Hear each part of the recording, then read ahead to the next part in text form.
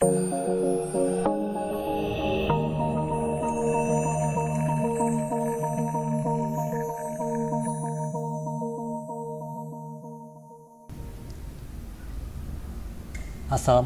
warahmatullahi wabarakatuh.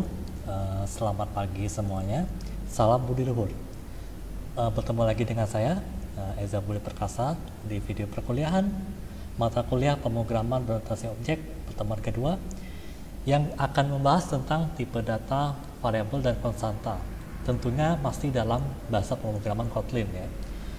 Jadi nanti kalau ada contoh program ya boleh di pause ya dan kerjakan di project yang sama ya.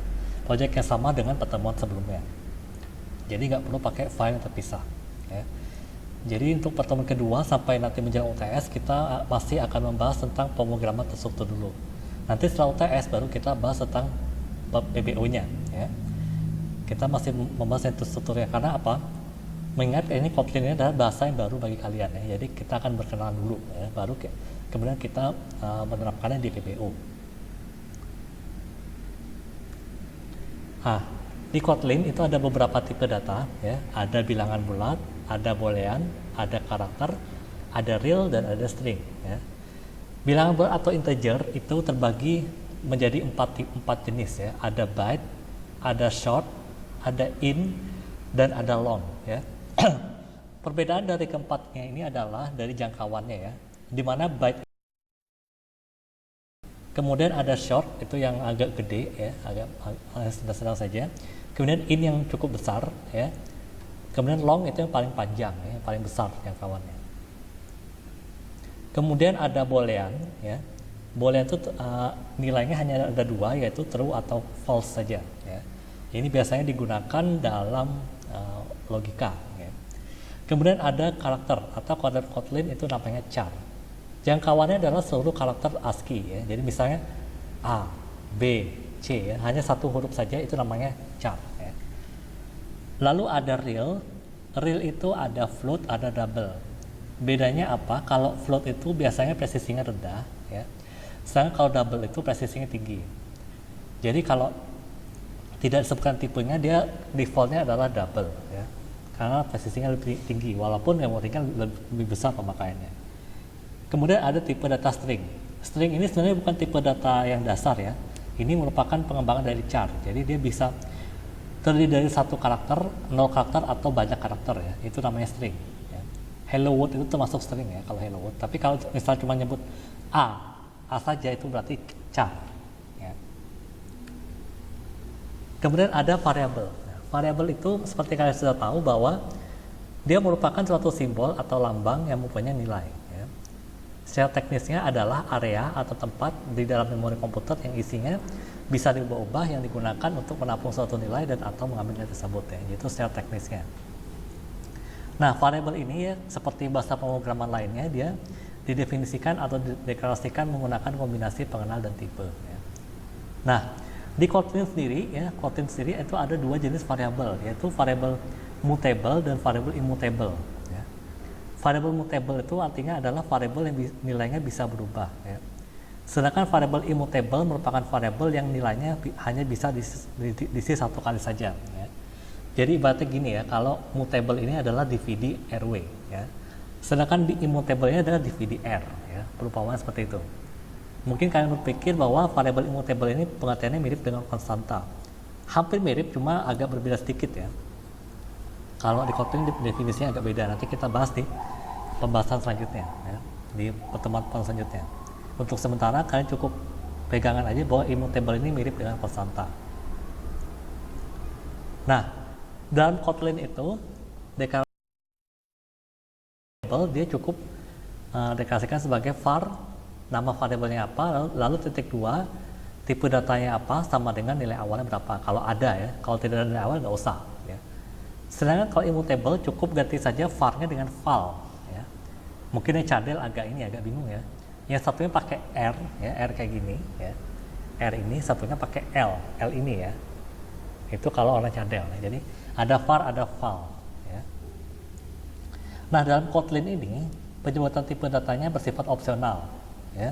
Tapi dengan syarat bahwa nilai awal dari variabel tersebut dia ada ciri khasnya ya. Tapi kalau tidak ada ciri khas maka mutlak harus disebutkan tipe datanya karena belum bisa ditentukan itu tipe datanya apa. Itu kayak Simon Kotlin ya. Nah tadi sudah saya bilang bahwa nilai awal itu tidak pasti diberikan di awal deklarasi variabel ya. Tapi kalau tidak ada nilai awal maka tipe datanya wajib disebut ya. Karena nilainya masih belum jelas apa atau berapa. Ya. Nah, apa saja sih tipe data yang mempunyai ciri khas pada nilai awalnya? Ya. Kalau in, ya, tipe data in itu biasanya bilangan bulat. Ya. Jadi defaultnya dari bilangan bulat adalah in. Ya.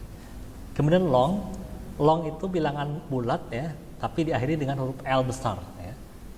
Kemudian char itu merupakan sebuah karakter yang diapit tanda petik tunggal. Ya. Lalu string itu teks sembarang teks ya, tapi diapit oleh petik ganda, itu string. Dan float itu merupakan bilangan pecahan desimal ya, yang diakhiri dengan F kecil atau F besar.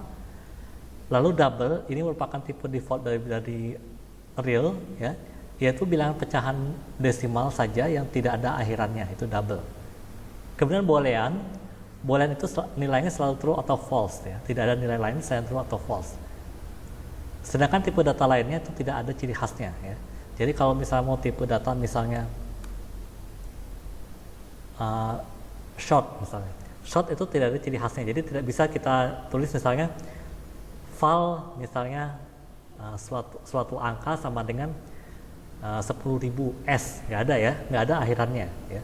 Tapi 10.000 itu dia bisa ambigu antara in atau short, maka harus mutlak disebutkan val suatu angka titik 2 short sama dengan 10.000 ya.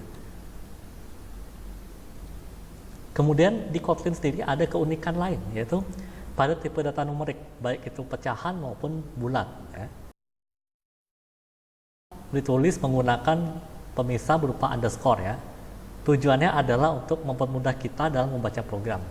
Contohnya 1, 2, 3, 4, 5, 6, 7 underscore 2, 3, 4 underscore 5, 6, 7. Jadi seolah-olah itu ada pemisah ribuannya ya. Biar mudah dibaca aja ya. Itulah keunikan Kotlin dibanding bahasa pemrograman lainnya ya. Nah, dalam memberikan nama variabel ya, itu ada aturannya ya. Yang pertama tentu saja karakter pertama itu harus berupa huruf, sama seperti nama variabel lainnya, bahasa pemrograman lainnya.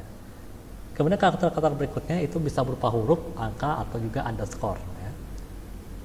Panjang maksimumnya ada 32 karakter. Kalau sudah lebih dari 32 karakter maka selebihnya akan diabaikan. Ya.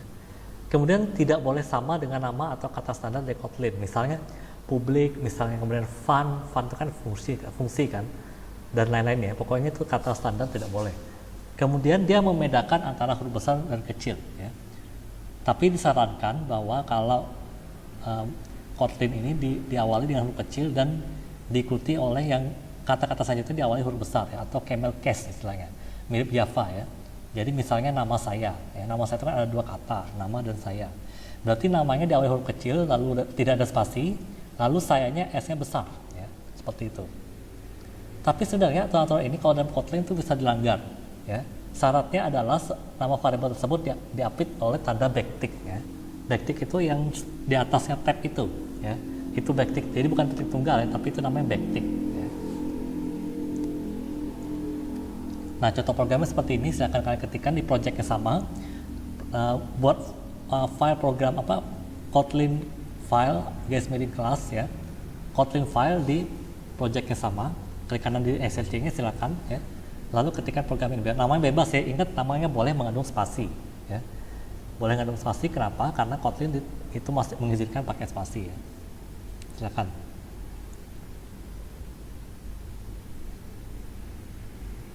Nah, sambil kalian ketikkan ya, kenapa ya? Lihat di sini in, double, float, char, boolean itu di abu-abu. Kenapa? Karena itu sifatnya opsional, boleh tidak disebutkan ya, karena itu sudah jelas ya. Sedangkan long kenapa nggak di ini, nggak di abu-abu, karena dia tidak ada akhiran L-nya, karena ini ambigu, apakah ini in atau long ya. Makanya perlu didefinisikan secara jelas. Terkecuali kalau misalnya kalian deklarasikan sebagai file data 1 sama dengan 502 underscore 545 underscore 223 L.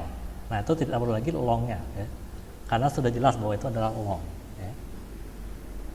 Nah kalau di Kotlin ya, penyebutan nilai dari suatu variabel di dalam sebuah perintah println misalnya, atau digabungkan oleh sebuah string lainnya, kita tidak perlu lagi pakai plus ya. Kalau di Java kan nilai long titik 2 kemudian ada plus data 1 ya.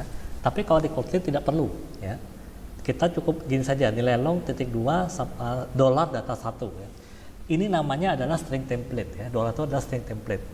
Mungkin kalau kalian belajar PHP mungkin ingat ya. Selalu kalau bikin variabel itu nilainya bisa dipanggil dalam sebuah string ya. Mirip seperti itulah kalau Kotlin ya.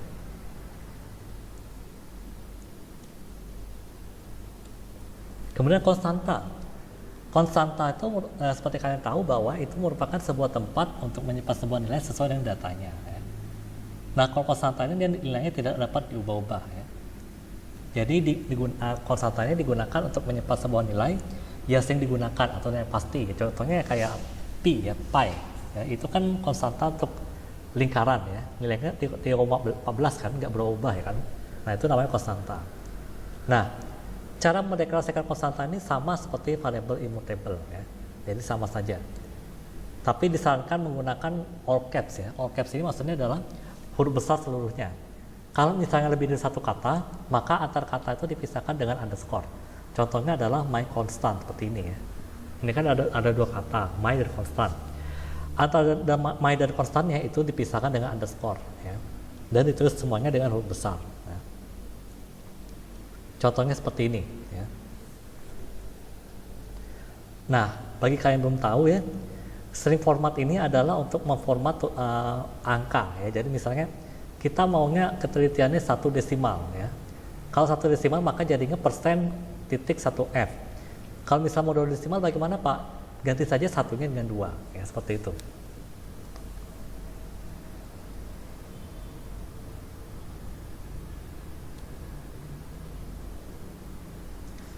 Oke, untuk pertemuan kali cukup sekian ya. Sampai jumpa lagi minggu depan di materi yang berbeda ya. Jadi ini masih perkenalan ya. Sampai nanti jelang UTS. Jadi UTS-nya juga akan pemrograman terstruktur dengan Kotlin dulu ya. Walaupun judul mata kuliahnya adalah pemrograman berorientasi objek, tapi belum sampai ke objek ya. Saya sampai sini. Assalamualaikum warahmatullahi wabarakatuh. Salam budi luhur.